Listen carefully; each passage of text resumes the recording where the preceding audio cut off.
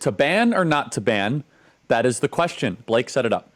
All right. Well, so it seems like people have talked about this for 2 years and it went nowhere. And then suddenly it just went everywhere in 1 week. Congress just like all unravels and they're gonna ban TikTok, possibly. The U.S. House voted pretty overwhelmingly. Most Republicans, most Democrats advanced a piece of legislation which, to be specific, it empowers the White House, the president, to designate an app as owned by a foreign adversary government, and then they have a time limit of a few months to divest themselves of that app, and if they do not do so, then it is banned from U.S. app stores, which means the iPhone, Apple App Store, Microsoft App Store, Google's, and so on.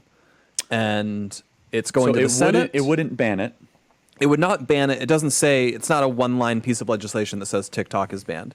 In fact, all it does is say it lets the Biden administration say TikTok will be banned if they do not do the following things. And what they're required to do is ByteDance, which is the Chinese company that owns it, they would be forced to divest themselves of TikTok in the U.S. so they could just sell its operations to some other company.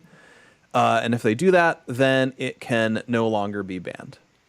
So, Jack, where do you fall on this? There's been kind of a division in certain Trump circles or conservative circles. Do you support this bill, this piece of legislation?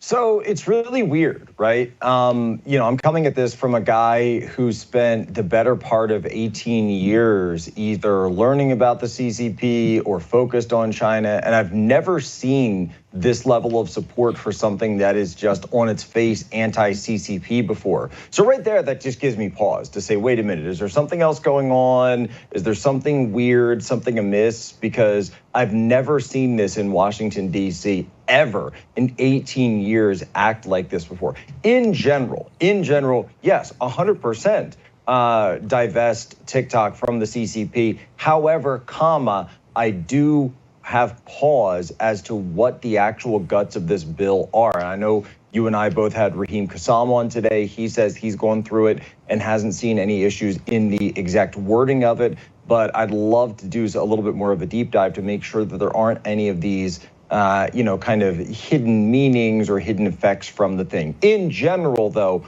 of course, this is something that I would support. I don't know about this specific bill enough, but in general, yes. Tyler, how are we scoring this or looking at this, and what was the vote tally in the House? And kind of walk our audience through the Freedom Caucus versus MAGA wing. What's going on here? So not everyone in the Freedom Caucus opposed it, but a good chunk of the Freedom Caucus did. So what I think a lot of people would consider the most conservative members of the Freedom Caucus that are like the kind of go-to, the Andy Biggses and co, that kind of the former Freedom Caucus shell, Matt Gaetz, others. They opposed it, and part of the reason why I'm hearing that their opposition to this is because it gives way too much control to the executive branch to make determinations, and there's a concern that the determination is that they could score an American company as being too foreign or foreign influenced, in which case then that could ultimately just give the executive branch the control and power to start wheels in motion and really ahead of this next election, shut down social media again. So Blake, that's what some people have said, is that this can be then used and abused. Where do you fall on that? That some people call it fear mongering. Some people say that's just what the government does. Yeah, I guess I feel like with any piece of legislation that comes together very quickly, and it just does seem like this came together very quickly after a lot of stalling out, and then everyone's saying we're going to do this right now in an election year. And even if it's not intended to be abused, even if it is written in a manner to prevent abuses, I feel like the trust level with the federal government is low, is in the negative, and always going lower. And, just like glancing through this, it gives the power to the attorney general to start investigations into violations of this. So what happens if they just start harassing your company and demanding all of your stuff to see, are you actually controlled by a foreign adversary? And that's part of it, is it gets into, it's controlled by a foreign adversary. It's not owned, because I don't believe the Chinese government literally owns TikTok. It's more that in the sense that every Chinese company is perceived as, to some extent, dominated by the CCP because it's an authoritarian country.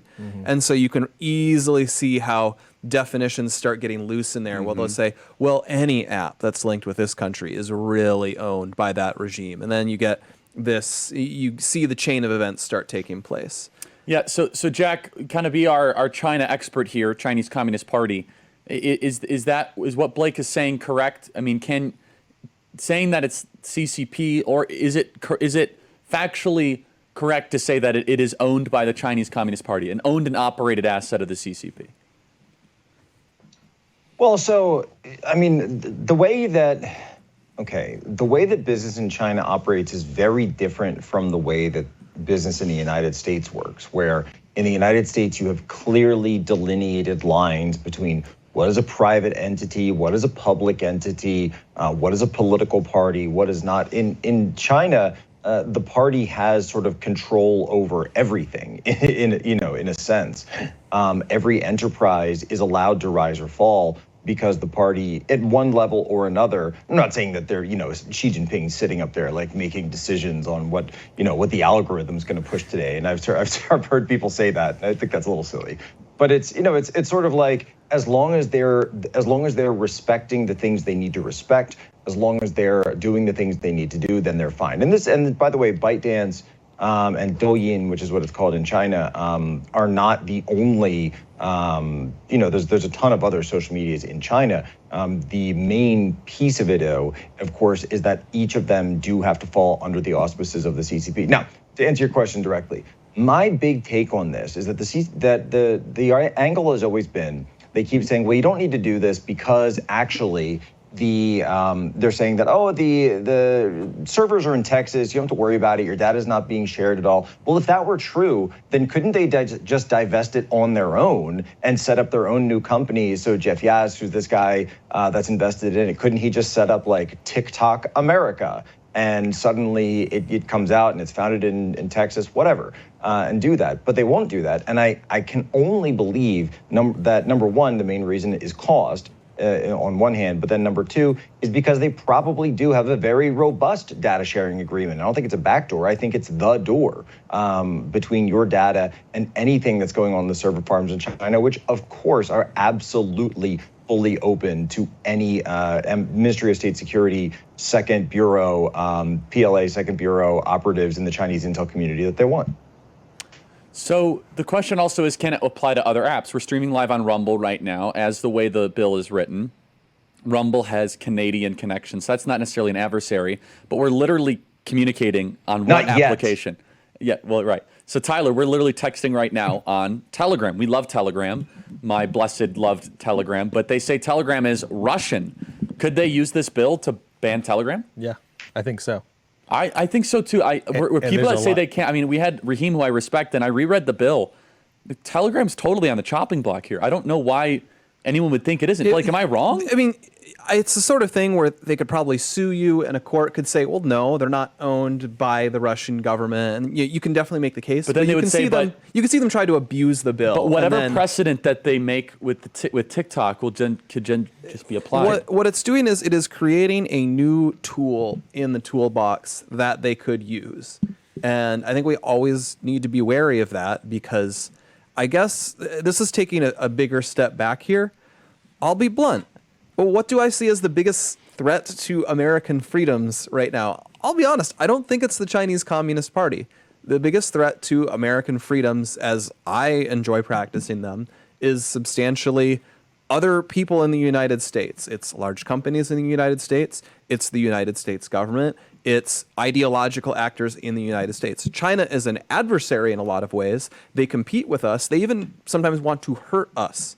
But I don't think they have this same agenda of like maximizing restrictions on like my personal speech. I don't think China actually cares that much about that. But or even if they did, you do agree though, China's an enemy of the United States. They are an adversary of the United States. Okay, what is that? What is that difference? I think enemy implies that they really would go out of their way to hurt us, even if we were not really important to them. Like, it is an express goal of theirs to hurt us, as opposed to having the goal of like China being number one, China being the most powerful country, and the U.S. is an Well, yeah, obstacle to that. Sure, but that's an enemy relationship, right?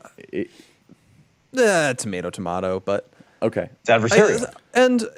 but further than that, I just see a lot of stuff about like China owning TikTok is bad because China can use the algorithms in TikTok to destroy the United States. Well, they're And making our kids trans. That is a real thing. I don't think that's true. I think Americans are making each other trans and making the kids trans, and it's convenient for them to blame China for this. And I don't blame China. I blame TikTok. If TikTok gets sold off to a U.S. company, do you think that will make TikTok more woke or less woke? Less woke. Really? I mean, for example, If Google bought this company, it would be less woke. I mean, I can say things on Google and Instagram and Facebook I can't say on TikTok. Why is that? I don't actually think that's true. It's 100% true. And even if it is, I don't think if they bought them that they would So, change. for example, let's just take Facebook. I can talk about trans issues all day long on Facebook. I cannot on TikTok. Yeah, but that's because Facebook is entirely dependent on boomers who don't like Obama for their bottom line. But the Instagram. employees, Instagram's mostly young people, but yeah. to the extent TikTok is woke, it is because TikTok's American users and American employees and American political actors want TikTok to be woke.